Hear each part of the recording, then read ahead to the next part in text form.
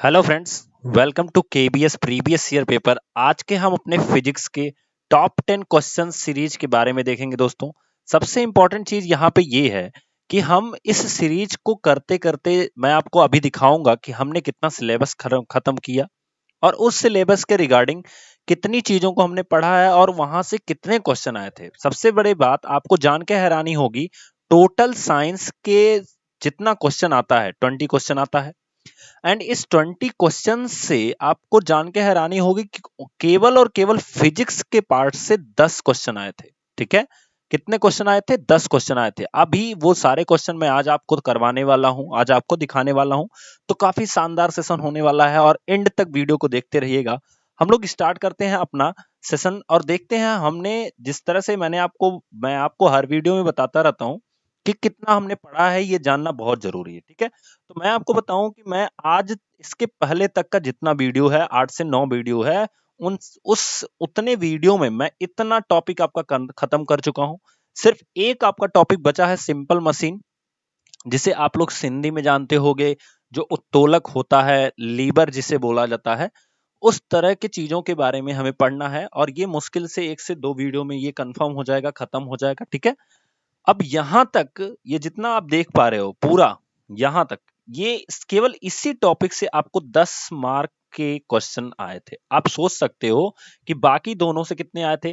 10 mark के बाकी दोनों से आए थे। तो अगर आप देखोगे और उनमें से भी 5 मार्क से 6 नंबर तक लगभग लगभग बायोलॉजी से आया था। 3 से 4 मार्क जो आया था वो आपका केमिस्ट्री से आया था। आई थिंक 2 से 3 ही मार्क आया था और यहाँ से 6 से 7 मार्क आया था। ठीक है, हालांकि जब ये केमिस्ट्री हम लोग कंफर्म करेंगे तो मैं आपको बता दूंगा कि कितना नंबर यहां से आया था और कितना उससे क्वेश्चन है। ठीक है, आगे स्टार्ट करते हैं हम लोग अपना पहला क्वेश्चन। तो जैसा कि आपके सामने दिया गया है, एट टाइम जीरो, जब आपका टाइम क्या है? जीरो है। A scooter has a velocity of 21 metre per second. तो एक स्कूटर के पास जो वेलोसिटी है वो कितने की है? 21 मीटर पर सेकेंड है।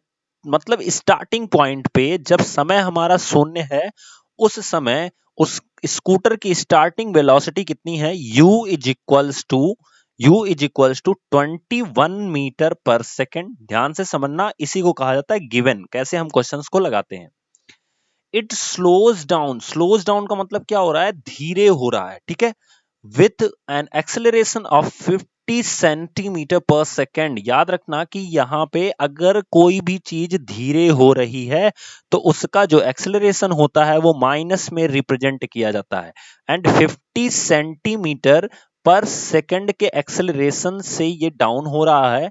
तो 50 सेंटीमीटर को आप अगर मीटर में चेंज करोगे तो आपको मिलेगा 50 divided by 100 metre per second square. इसको थोड़ा सा और सॉल्व करेंगे तो हमें मिलेगा -1/2 metre per second square.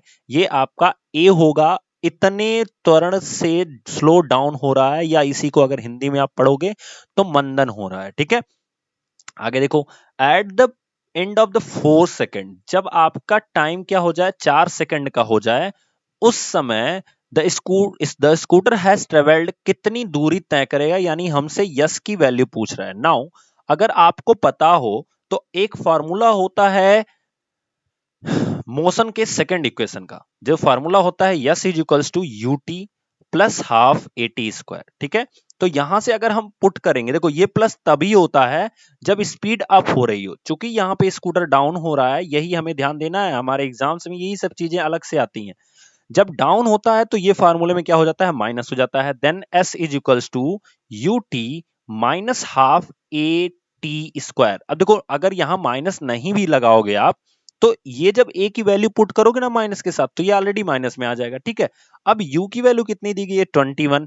Timing कितना है? 4 सेकंड का है, तो यहाँ पे 4 लिख लो, माइनस 1/2 मल्टीप्लाई बाई, देखो ए की वैल्यू कितनी है? 1/2 है, तो 1/2 लिख दो।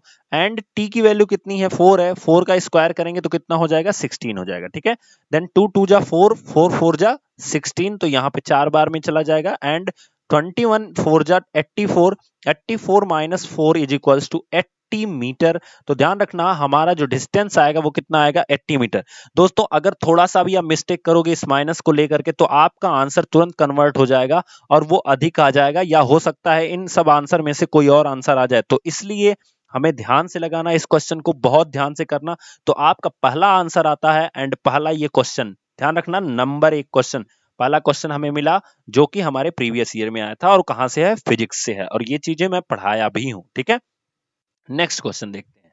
तो हमारा अगला क्वेश्चन दिया गया है, an object cover to consecutive equal distance मतलब दो डिस्टेंस वो कवर कर रहा है, जिसमें अगर हम लें तो उसमें जो D1 है और जो D2 है, ये दोनों क्या है, इक्वल है, और इसे हम D मान लेते हैं, इसे हम क्या मान लेते हैं, D मान लेते हैं। क्लियर हुआ? Distance with speed v1 and v2, तो जो d1 है इसको कितने स्पीड से कवर कर रहा है, v1 से, और जो d2 है इसको कितने स्पीड से कवर कर रहा है, v2 से। The average speed of the object, तो अगर एवरेज स्पीड का आप फॉर्मूला देखे होगे तो आपको मिलता है average speed is equals to total distance. क्या होता है, टोटल डिस्टेंस, मैं अपने पिछले वीडियोज में बताया भी था दोस्तों। ठीक है, total distance divided by total taken time, total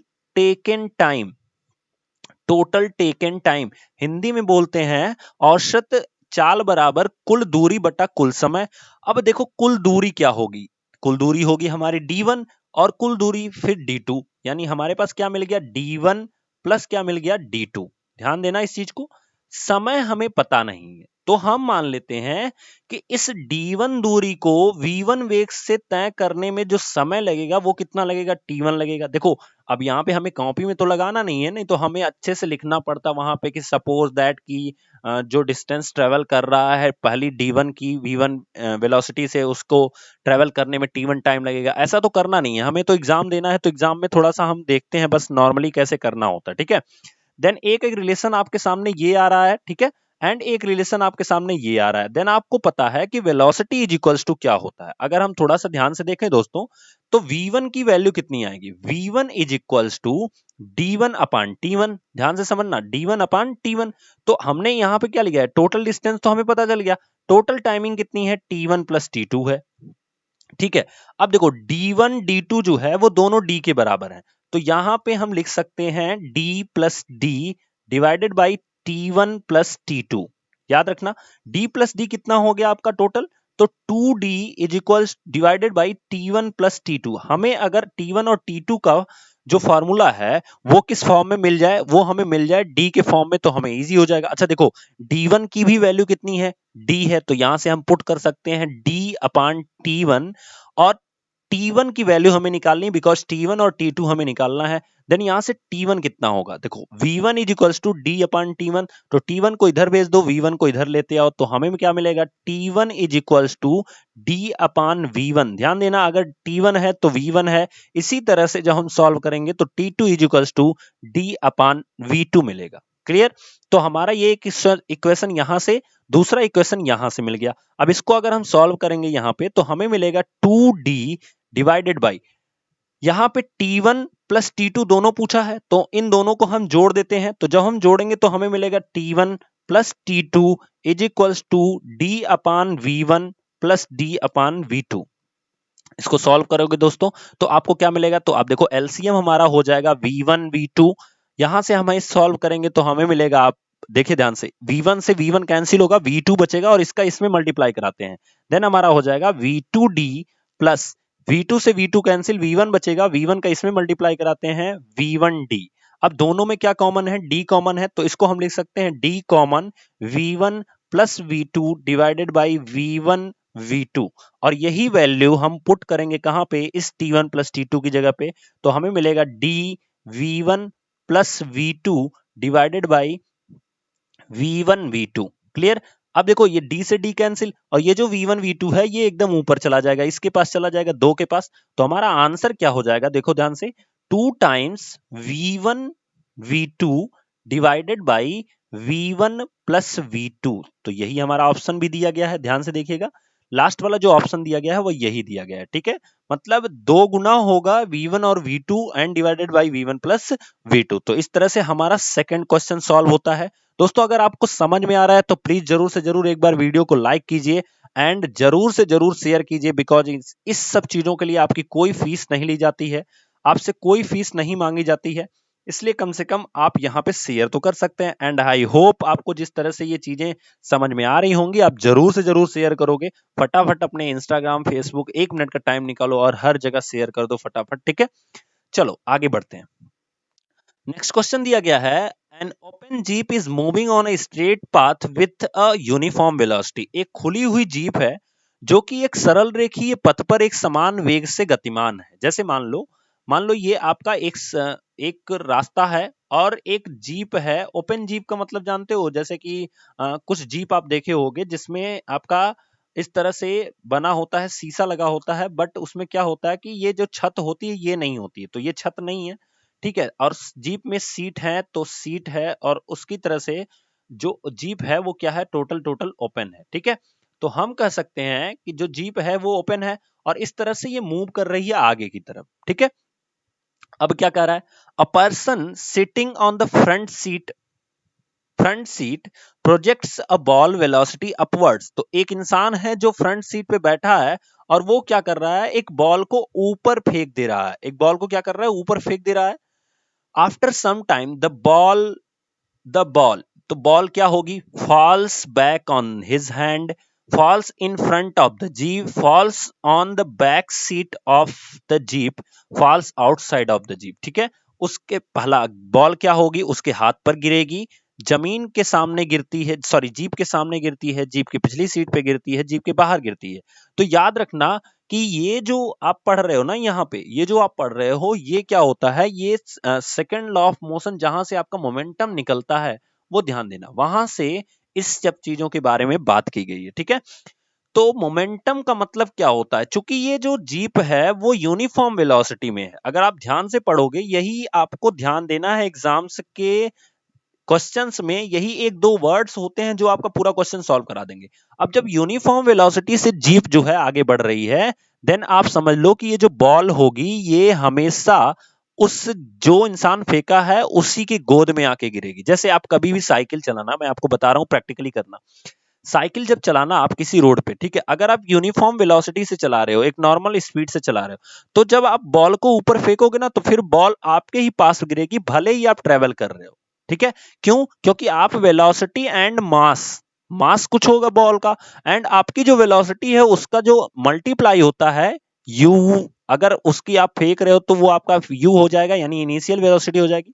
फिर जब बॉल गिर रही होगी तो उसकी फाइनल वेलोसिटी होगी। तो आप पढ़े होगे द कंजर्वेशन ऑफ मोमेंटम, जहां से mu is equals to mv होता है, सो दैट्स वाई वो उसी जगह पे गिरती है। एंड सेकंड थिंग, एक और प्रैक्टिकली आपको बता रहा हूं, अगर आप साइकिल चला रहे हो, बॉल को जमीन पर पटक दोगे तो वो बॉल फिर से आपके उसी हाथ में आती है, भले ही आपकी साइकिल चल रही होगी, समझे।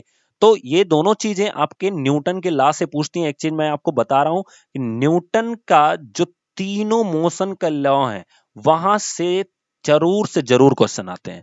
तो आप 3 मोशन के लॉ याद कर लो और उनमें से एक क्वेश्चन आपको मिल ही जाना है। यहां तो हम लोग 2-3 देखेंगे अभी, ठीक है। तो ये हमारा हो गया पहला क्वेश्चन जो कि न्यूटन के लॉ से आया है, जिसमें हमारी जो बॉल होगी वो कहां गिरेगी, उसके हाथ में गिरेगी, जो उसे क्या किया है, ऊपर की तरफ उछाला है। क्लियर हुआ, ठीक है। अगला देखते हैं, an object of 40 KG an object of mass 40 kg moving along a straight line with a horizontal velocity of 15 metre per second.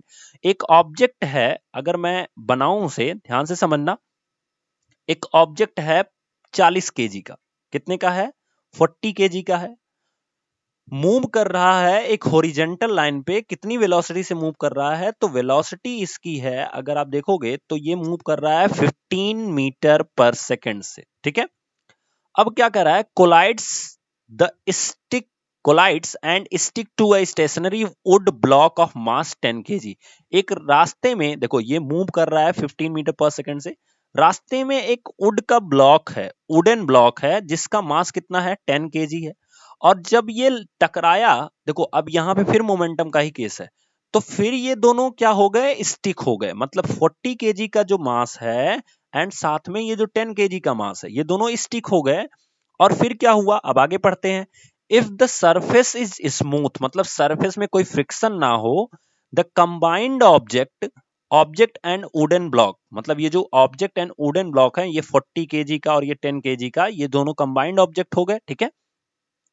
combined object after collision moves along the same straight line with the velocity of, तो ये कितने velocity से फिर ये move करेंगे। ध्यान रखना कि अब यहीं पे क्या आपका यूज होता है, the law of conservation of momentum. जितना होता है जैसे टकराने के पहले का जो वेग है और टकराने के बाद का वेग है, यानी कि आप कह सकते हो कोलाइड होने के पहले की जो उनका संवेग है जिसमें m इंटू वी करेंगे, उसके बराबर होगा कौन सा, टकराने के बाद का। तो अगर हम देखेंगे टकराने के पहले तो हमारे पास m1 जो है वो कितना है 40 केजी, m2 है वो कितना है 10 केजी, u जो है हमारा जो u1 है ये 15 मीटर पर सेकंड का है, एंड u2 जो है दोस्तों वो कितना है 0 मीटर पर सेकंड का है, बिकॉज ये वुडन ब्लॉक जो है वो स्टेशनरी है, मतलब स्थिर है, वो रुका हुआ है। ठीक है, अब क्या हो रहा है कि ये दोनों मिल जा रहे हैं, देन यहाँ पे क्या हो जा रहा है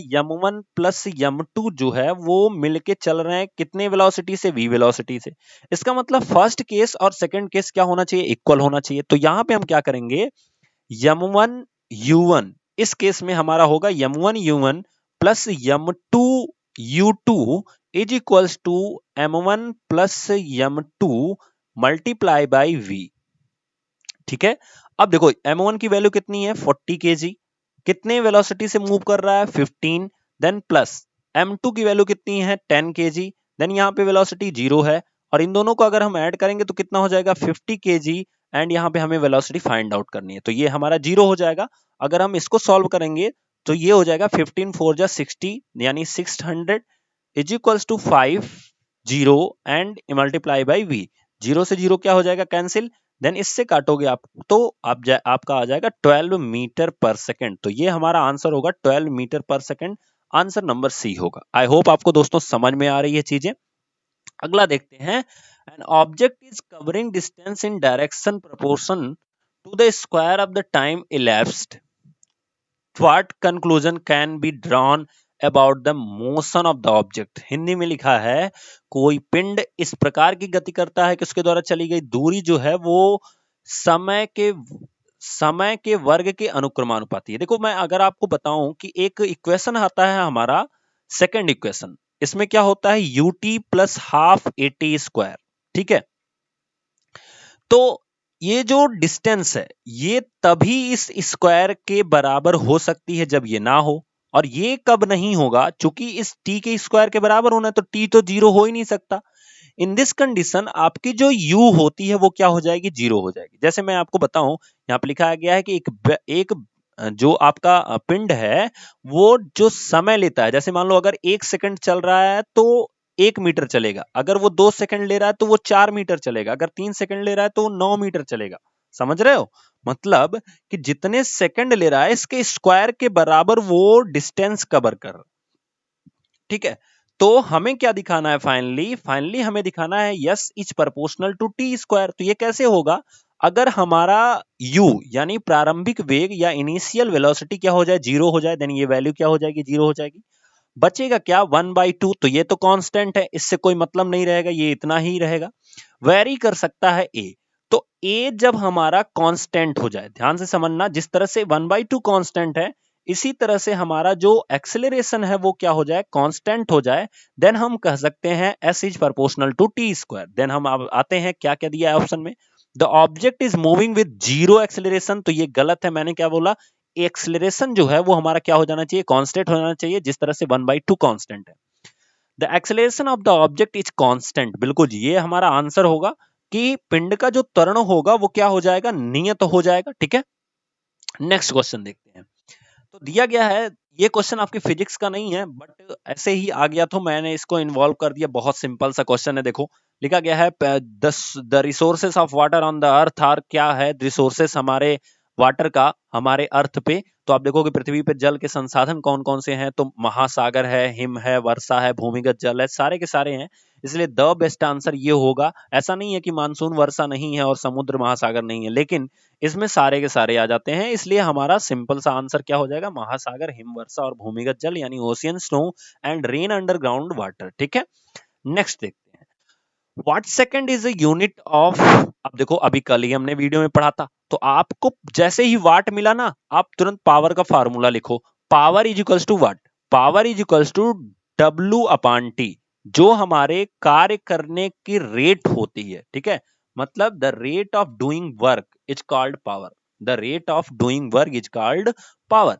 देन इसी को हम पावर कहते हैं। अच्छा अब देखो इनके यूनिट्स को जरा पुट करो, तो इनकी यूनिट क्या होती है, पावर की यूनिट क्या होती है, वाट होती है, ठीक है, और वर्क की यूनिट क्या होती है, तो जूल होती है, ठीक है, वर्क की यूनिट क्या होती है, जूल होती है, टाइम की यूनिट क्या होती है, सेकंड होती है, ठीक है। अगर इस सेकंड को आप यहां भेज दो, ठीक है, तो आप जब वहां भेजोगे तो आपको मिलेगा क्या, वाट इनटू सेकंड, क्या मिलेगा, वाट इनटू सेकंड, और ये किसके इक्वल टू होगी, जूल के इक्वल टू होगी। अब देखो ये जो वाट इनटू सेकंड है यही तो आपसे पूछा है, what second is a unit of, अब यहां पे कहीं भी फोर्स का तो हो नहीं सकता, मोमेंटम का भी नहीं हो सकता, पावर की सिर्फ वाट होती है, इसलिए ये भी नहीं हो सकता, बचा क्या, एनर्जी।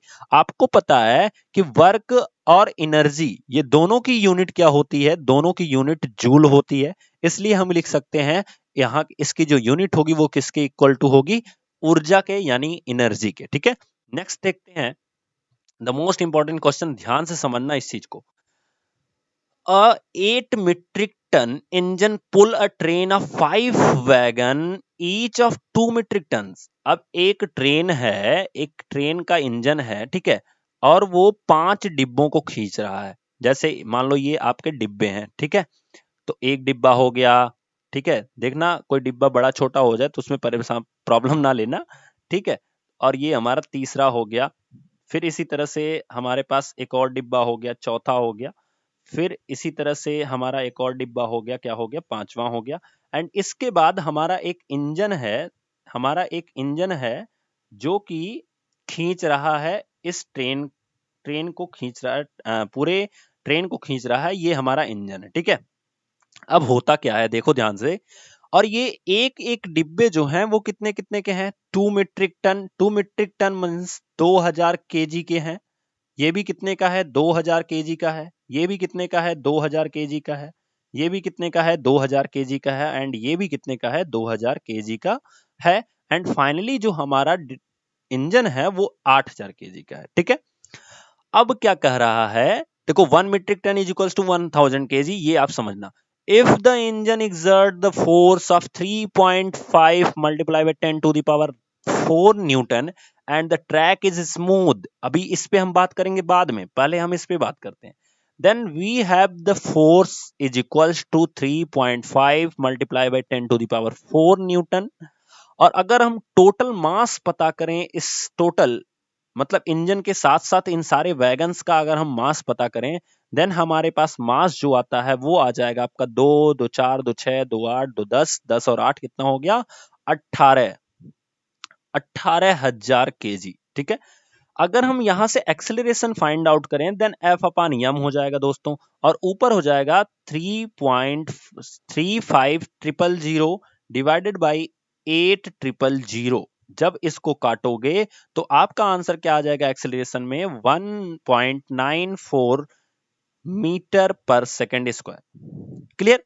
अब आगे बढ़ते हैं, देखो दो तरह से, एक तो अब हम बात करेंगे इस पे, द ट्रैक इज स्मूथ, अगर कोई भी ट्रैक क्या हो, स्मूथ हो, ठीक है, उसमें फ्रिक्शन ना हो, तो हमारा यहां पे सवाल क्या आ रहा है, then the force exert by wagon 1 on wagon 2।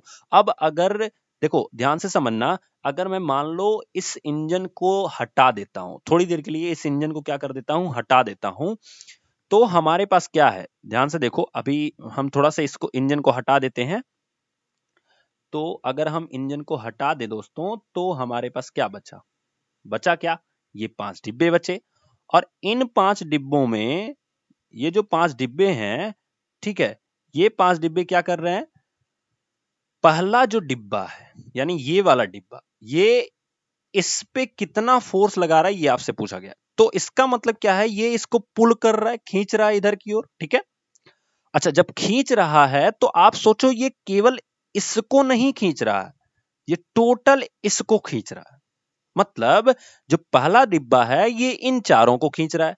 Then अगर हम चारों डिब्बों के मास की बात करें तो हमारे पास कितना आएगा, 8000 केजी। अच्छा एक्सेलरेशन कितना आया है, a is equals to 1.94 metre per second square. हमें फाइंड आउट क्या करना है कि ये कितना फोर्स एक्सर्ट कर रहा है। Then F is equals to m into a. आप जब मल्टीप्लाई कराओगे 8000 मल्टीप्लाई बाई 1.94, आपका आंसर आएगा 15550।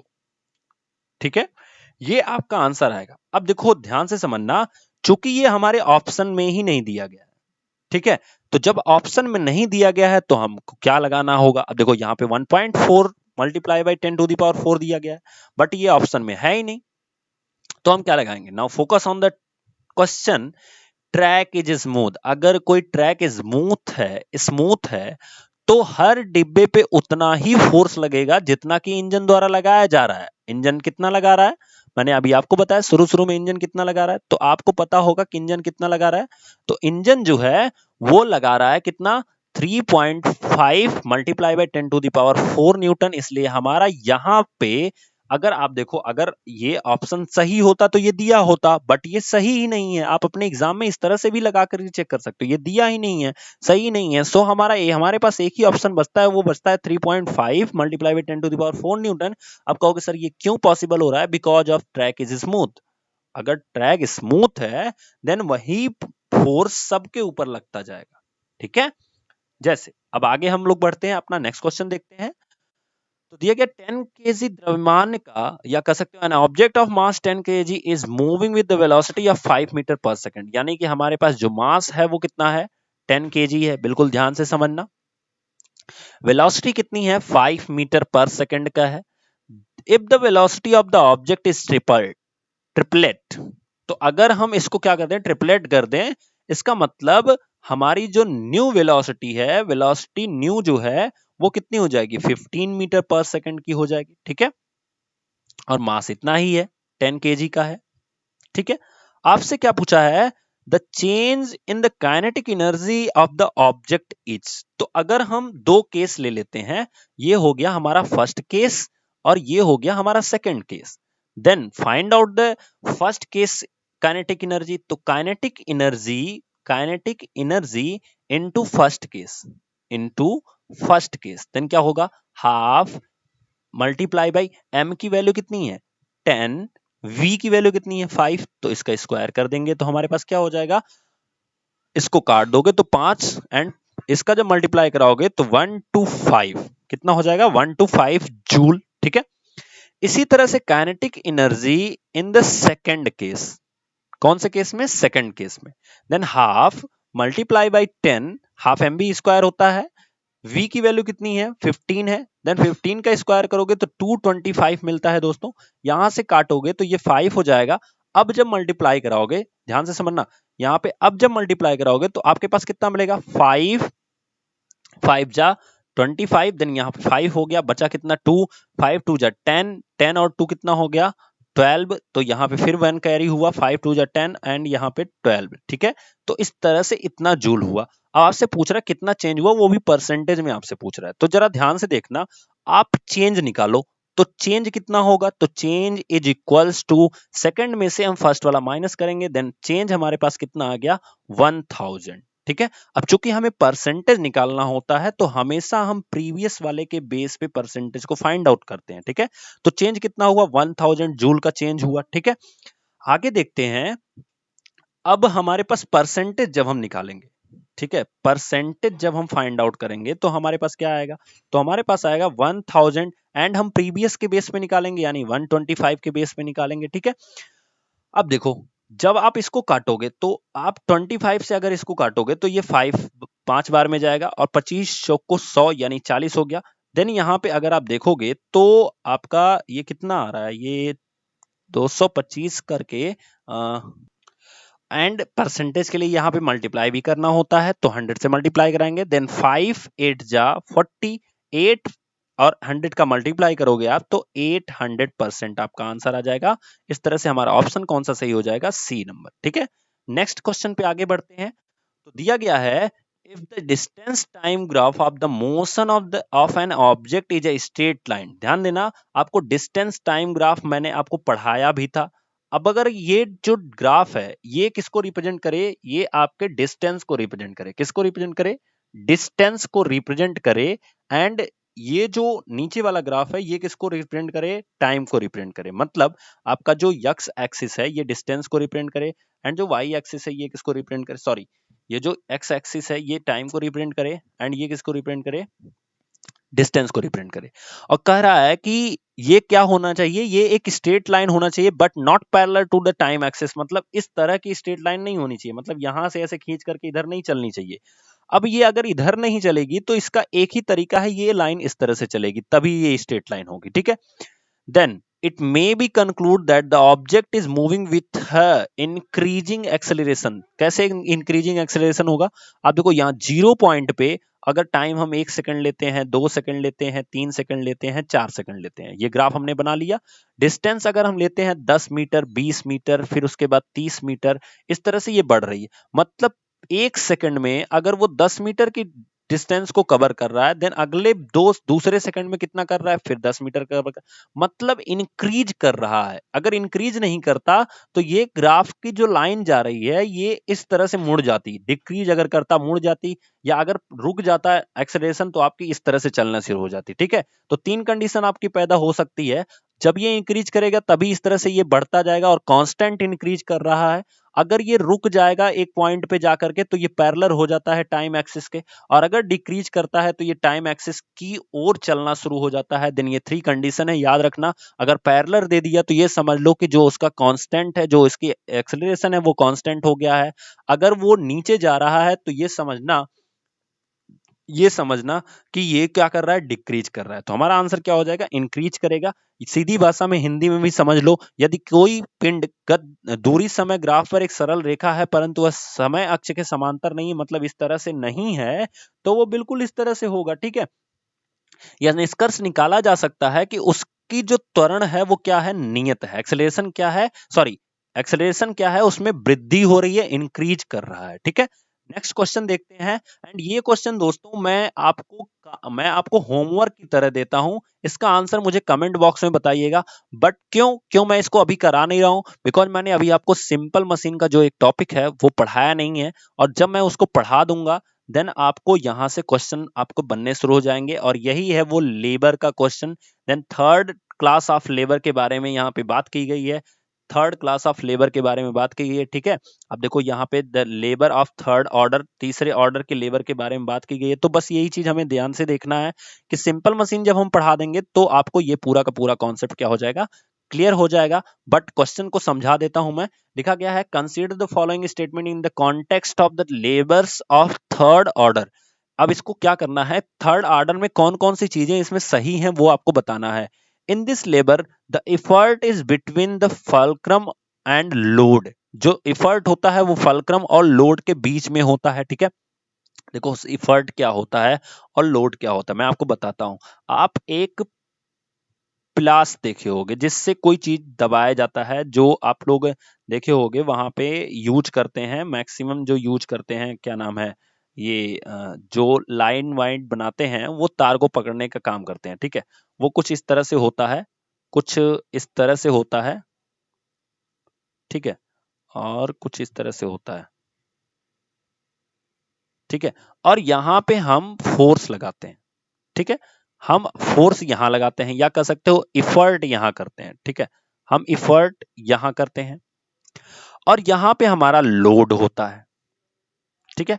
तो ये ऐसा पॉइंट है, इस पॉइंट को हम क्या कहते हैं, इस पॉइंट को हम फलक्रम कहते हैं, फलक्रम कहते हैं। देखो ये हमारा क्या होता है, लोड होता है। जब मैं पढ़ाऊंगा ना तो बहुत मजा आएगा इसको पढ़ने में। और ये इफर्ट हो गया, यहां से हम इसको दबाते हैं, और ये हमारा फलक्रम है। तो ये काम क्या करता है कि जो मेटल्स की प्लेट्स होती हैं, जैसे आप तार को जब काटते हो तो उसको ये काट सकता है, मोटे मोटे तार जो हमारे कह सकते हो पोल्स पे लगे होते हैं, जो लाइट वाले खंभे होते हैं उनके ऊपर लगे होते हैं, ठीक है। तो थर्ड श्रेणी का जो होता है उसमें क्या होता है, तो देखो एक फार्मूला आता है, मैं हिंदी में जब पढ़ाऊंगा आपको, अभय, और यही अभय फार्मूला इस तरह से भी लिखा जाता है, ठीक है। तो आपको क्या समझना है, ध्यान से समझना। पहली श्रेणी में ये जो आलंब है, आलंब, ये हमारा क्या होता है, बीच में होता है, बिल्कुल ध्यान से समझते रहना। फर्स्ट में क्या होता है, ये बीच में होता है। सेकंड वाले में जो हमारा लोड होता है ये बीच में होता है। आलम मतलब क्या होता है, ध्यान समझो, आलम मतलब क्या होता है कि अब जो हमारा ये फलक्रम होता है, ये जो पॉइंट होता है जहां से वो मूव कर सकता हो, ठीक है। तो पहली श्रेणी में ये बीच में होता है, जैसे कि आप देख रहे हो ये प्लस, इसमें ये क्या है, बीच में है। दूसरी श्रेणी में ये जो भार होता है ये बीच में होता है। जैसे आप देखे होंगे कि जो अखरोट काटा जाता है उसको कुछ इस तरह से बनाया होता है और बीच में रख करके हम इस तरह से उसको काट देते हैं दबा के, ठीक है। तो जब लोड बीच में होता है तो इसे हम कहते हैं सेकंड का।